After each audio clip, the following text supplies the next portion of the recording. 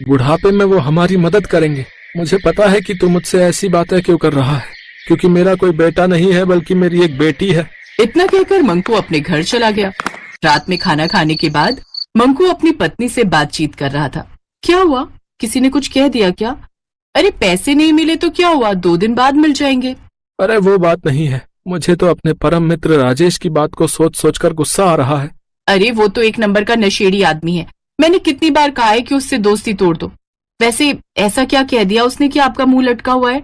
जब मालिक ने पैसे नहीं दिए तो मैं उदास होकर अपने घर आ रहा था। राजेश भी साथ में था तो उसने कहा कि बस एक बार मुझे पैसे मिल जाने दे, फिर मैं मेहनत मजदूरी करना बंद कर दूंगा, क्योंकि मेरे बेटे की नौकरी लग गई है और अब मुझे काम करने की कोई जरूरत नहीं। वो जो है कुल मिलाकर मुझे ताना मार रहा था। उसके कहने का मतलब यही था कि हमारी एक बेटी है, बेटी की जगह अगर हमारा बेटा होता तो वो हमें कमा के खिलाता। अब बताओ, ये भी कोई बात हुई भला? ये सब बातें उसकी बेटी माधुरी ने सुन ली। अगले दिन वो गांव में ही अपनी सहेली निर्मला के साथ घूम रही थी और उससे बातचीत कर रही थी। यार निर्मला, हम लोग गरीब हैं, तेरा भाई नहीं है और मेरा भी कोई भाई नहीं है। मेरे पिता इस उम्र में भी मेहनत मजदूरी करते हैं, ये सब देखकर मुझे अच्छा नहीं लगता। उन्होंने किसी तरह मुझे पढ़ा लिखा दिया है, तो क्या मैं उनकी कोई मदद नहीं कर सकती? मैंने तो तुझसे कितनी बार कहा है कि तू कोई भी काम शुरू कर दे। मैंने तो बचपन में सिलाई सीख ली थी, कुछ पैसे इकट्ठा करके मैंने मशीन ले ली और गांव के सभी लोगों के कपड़े सिलती हूँ, जिससे मैं अपने माता पिता की मदद कर पाती हूँ।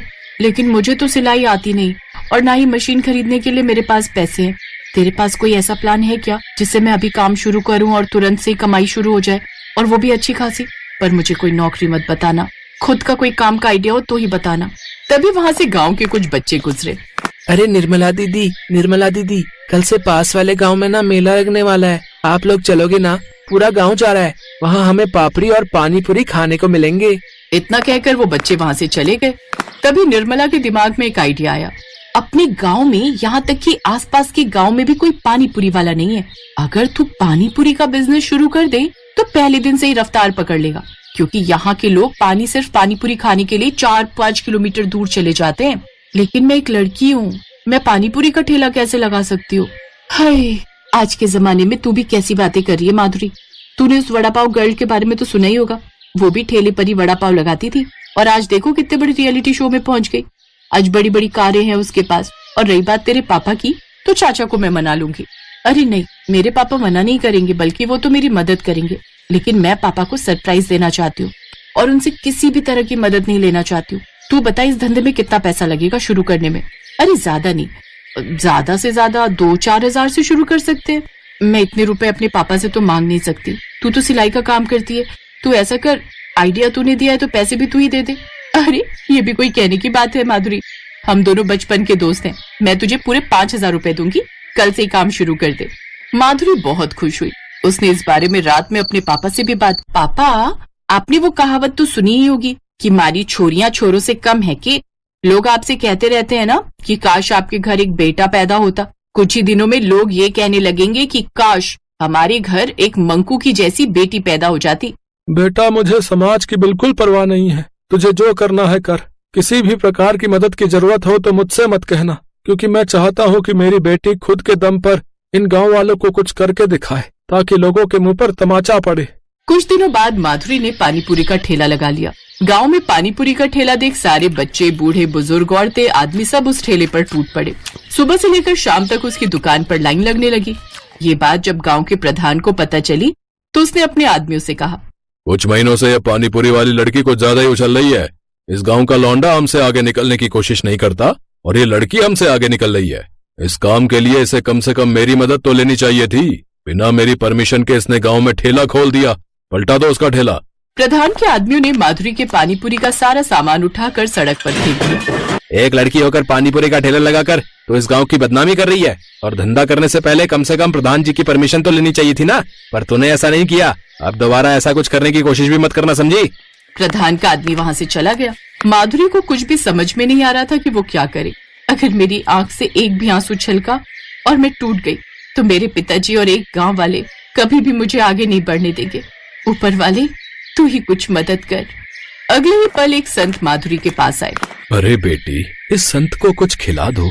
बाबा, आप देख रहे हैं मेरा ठेला खाली हो चुका है, सारा सामान नीचे पड़ा हुआ है। मेरे पास आपको खिलाने के लिए कुछ नहीं है। बेटा, तू पानी पूरी जमीन से उठा और यही मुझे खिला दे। लगता है बाबा जी को कुछ ज्यादा ही भूख लगी है। ठीक है, अगर बाबा जी आप खुद कहते हैं तो मैं पानी पूरी खिला देती हूँ। माधुरी ने वो पानी पूरी जमीन से उठाकर संत महात्मा को खिला दिए। बेटा, मैं बनारस से यात्रा के लिए निकला हूँ। ये लो अगरबत्ती। इस अगरबत्ती को अपने ठेले पर लगा देना। फिर उसके बाद तुम्हारी जिंदगी में जितनी भी कठिनाइयां आएंगी, वो कठिनाइयां खुद ब खुद हार कर तुझसे दूर चली जाएंगी। इतना कहकर वो संत महात्मा वहाँ से चले गए। माधुरी को कुछ भी समझ में नहीं आया, लेकिन उसने उसी वक्त वो अगरबत्ती अपने ठेले पर लगा दी। जैसे ही अगरबत्ती का धुआं चारों तरफ फैला, वैसे ही उसका ठेला पानी पूरी से भर गया। ये क्या? ये तो चमत्कार हो गया। ये पानी पूरी तो जादू से आ गई। जादुई पानी पूरी। अब माधुरी लोगों को पानी पूरी खिलाती जा रही थी, लेकिन उसके ठेले से ना ही पानी पूरी कम हो रहा था और ना ही चटनी। मैंने तुझे एक छोटा सा काम दिया था, एक लड़की से हार गया तू। एक लड़की का ठेला नहीं पलटा पाया। मैंने उसका सारा सामान फेंक दिया था मालिक। पता नहीं ये सब कैसे हो गया। लगता है उसने पैसे तो बहुत ही कमा लिए थे, इसलिए उसने दोबारा सारा सामान भर लिया होगा।